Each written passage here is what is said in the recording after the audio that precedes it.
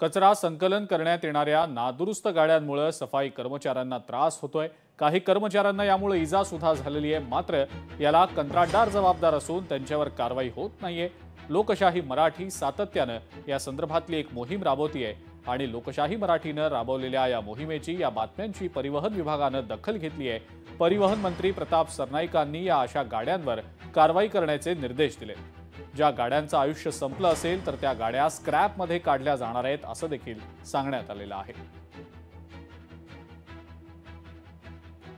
मुंबई महापालिका क्षेत्रामध्ये अनेक कचऱ्याच्या अशा गाड्या आहेत की ज्या गाड्या कचऱ्याचं संकलन करत असताना सगळा कचरा हा रस्त्यावर पडतो। गाड्यांची अवस्था अतिशय वाईट आहे। माझ्याकडे अनेक लोकांनी तक्रारी केलेल्या आहेत की कचऱ्याचं संकलन करणाऱ्या गाड्या ज्या आहेत त्या खराब झालेल्या आहेत। ठेकेदार अशा जुन्या गाड्या वापरतो आणि त्यामुळे सर्वसामान्य लोकांना त्याचा त्रास होतो। रोगराईचं साम्राज्य ह्या शहरामध्ये पसरण्याची शक्यता नाकारता येत नाही। मी त्या विषयावर माझे जे टीसी आहेत म्हणजे आमच्या ट्रान्सपोर्ट डिपार्टमेंटचे कमिशनर आहेत त्यांना इन्स्ट्रक्शन दिलेले आहेत। मला ज्या फोटोग्राफ्स आणि काही माहिती आली आहे त्या माहितीच्या अनुषंगाने त्यांना कारवाई करण्याच्या सूचना मी केलेल्या आहेत। परंतु निश्चितपणे अशा प्रकारे जर बेकायदेशीररित्या कोणी वाहतूक करत असेल आणि कचऱ्याचं संकलन करत असेल तर त्यांच्यावर निश्चितपणे कारवाई केली जाईल।